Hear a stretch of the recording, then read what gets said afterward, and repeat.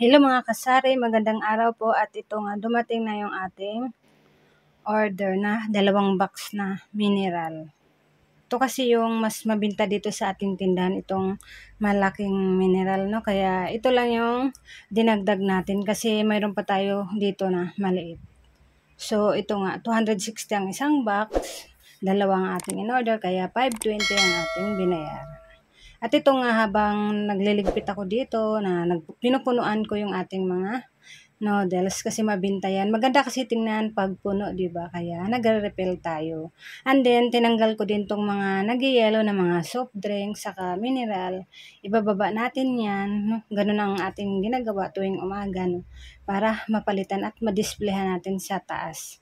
So, ibababa natin to. Ganun lang ang ginagawa natin, no? Habang wala pa yung mga ibang mga delivery, busy tayo dito sa ating tindahan at mamaya ay mag-record tayo ng mga utang, magtutotal at nakapagkape na rin man tayo kanina pagising natin, no? At nakakain na tayo ng pandesal para may lakas tayo kasi ang dami nating gagawin pa. So, ito nga guys, dumating naman ang ating order na nag-order tayo ng Red Horse, 2 kahon na malaki at saka isang maliit lang. Yan, dagdag lang natin kasi ngayon ay araw ng Sabado. Tagay Day, kaya naman yan, magdagdag lang tayo na mabinta dito sa ating tindahan yan guys, no? Kasi ngayon ay Sabado, Tagay Day, kaya ayan, bayaran lang natin. At ito nga yung babayaran natin, ang total ay 1,713.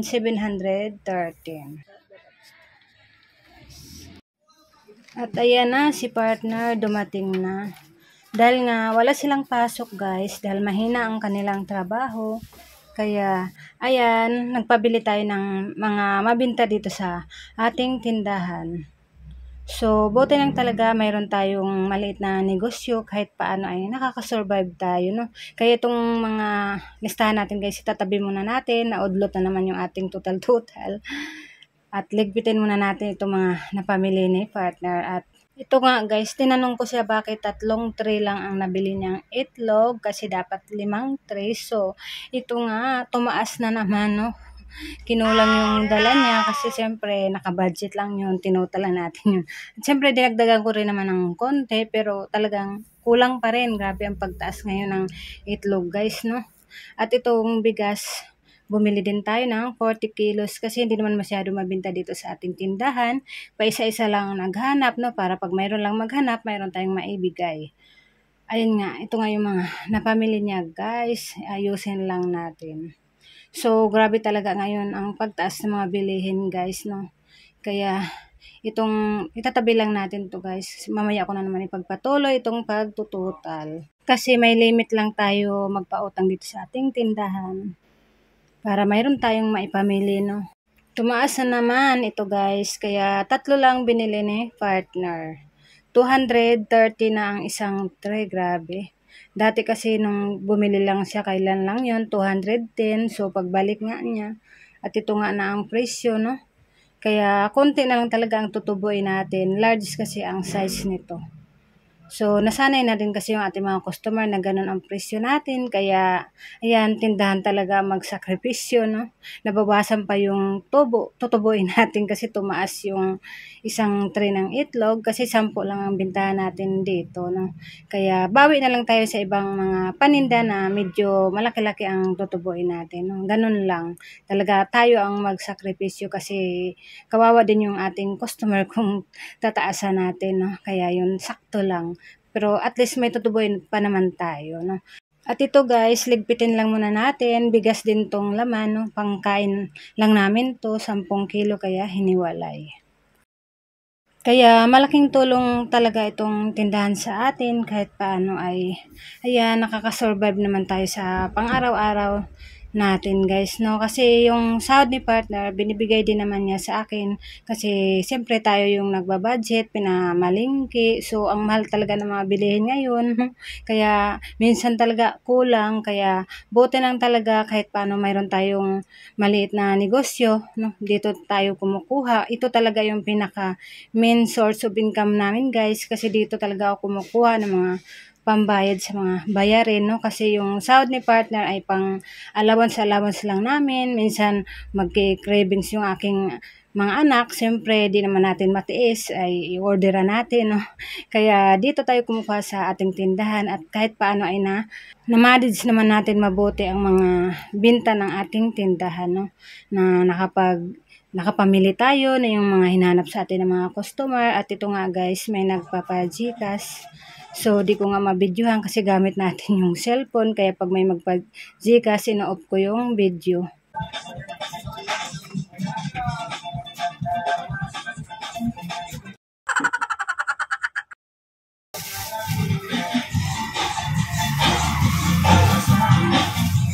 Enjoy lang natin guys yung mga ginagawa natin habang nagdi-display ay sumasayaw tayo, no? Mapapasayaw talaga. Kasi may nagpatugtog, no? Nakapitbahay, kaya ayan, mapapaindak, no? Kaya ayan, parang exercise na lang din natin sa araw-araw, no? Ito mga ginagawa natin. Kaya ito, mag-display na tayo ng sitsaron. Yan guys, no? 10 ang laman ng isang balot guys. So, 5 ganito ang binili ni partner, 5 balot. So, 50 pieces. 5 piso ang puhunan nito. At binibilang ko talaga guys, isa-isa. Kasi dati kulang. Dapat 10 sa isang balot. Kaya ngayon, double check talaga natin. At may tubo nga tayo dito na 5 piso. Kasi 10 piso ang isa bintahan natin. At ito ay mabinta sa mga nagtatagay. Kaya yung iba, inuutang. Pero okay lang kasi pili lang naman yung pinautang natin dito sa ating tindahan. No? Para mabilis lang mapaubos kasi ang sahod talaga ng mga customer ko ay lingguhan. Yung iba naman ay kinsinas katapusan. Kaya okay naman sa alright yung mga pinautang natin kasi maasahan naman pagdating ng sahod. Kaya ito, magdi-display lang tayo ng 3 tali, no? Para maganda tingnan dito sa ating tindahan na mayroon na naman kot-kot, no? Favorite kasi ito ng aking mga customer, guys. Ayan na. Na-display na natin. At itong tira, itatabi lang muna natin. Ilagay ko muna sa loob, no? At i-record ko muna, guys, yung mga sales out natin, yung mga bayaran natin ngayong araw, no? Para di ko lang makalimutan kasi tuwing hapon ay tinutotal ko yung kung magkano yung halaga na sales out natin, no? Mga grocery, yung mga in-order natin, mga delivery, ganun. Na-record ko lahat yun.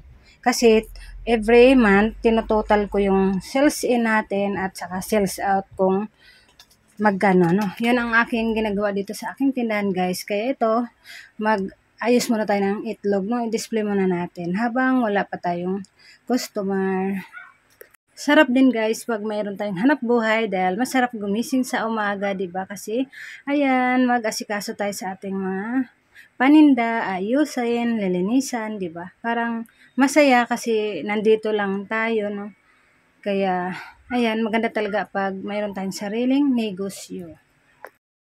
Dumating naman yung ating ahente sa Jen, kaya naman ito, nag-order lang tayo ng isang box, no? Dagdag lang natin kasi ngayon ay Tagay Day, Sabado din, no? Kaya naman magdagdag lang tayo kung ano yung mabinta sa atin. At ito nga yung binayaran natin, ang isang box sa kanila ay 1,464. Ayan, pag ganitong araw talaga ng Sabado, maraming datingan ng mga delivery, kaya dapat talaga ihanda natin yung mga pambayad natin kahit wala nang matira na pera, basta ang mahalaga ay puno na naman ang ating tindahan, no? Diba? Ganun lang guys. Ito na guys, yung vlog. Ating Rebisco order. Hi ka muna. Hi! So, next naman dumating guys, itong Rebisco. Kaya, ito, chichikin muna natin isa-isa, no, bago natin bayaran para makasigurado tayo na tama ang dumating. At ito nga ang total, 1,300 plus. Ayan. Ano yan? Ilan po? Ito po.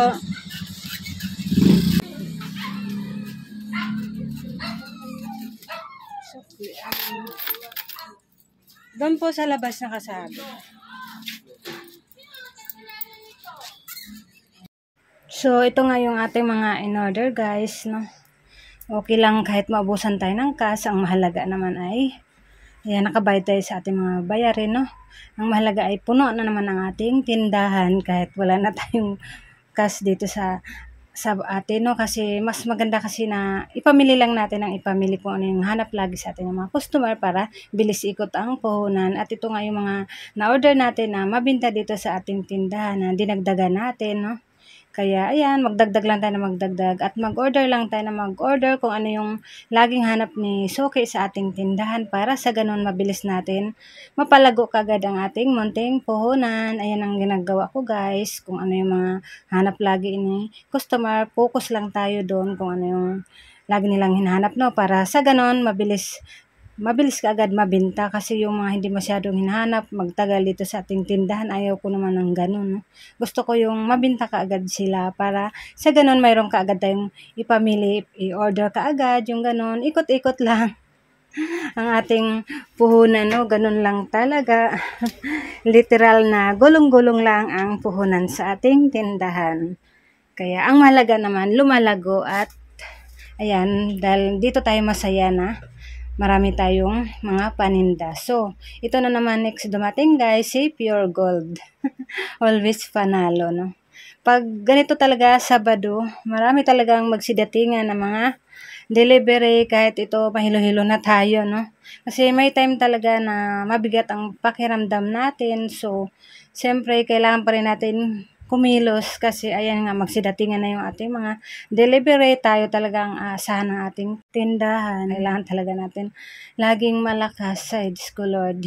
Basta pray na lang talaga tayo lagi, no? Kailangan talaga natin kumilos para sa ating tindahan. Kaya ingatan din natin ang ating sarili, no? Kasi pag may naramdaman tayo, tayo lang din ang nahihirapan. Kaya buti na lang talaga may anak na ako guys na marunong na siya kahit paano ay pag walang mga dumadating na delivery ay nakakapahinga tayo ng konti kasi talagang katawan na rin ang susuko, no? Sa umpisa kasi nung bata ako hanggang ngayon puro trabaho, no? Kaya ayan.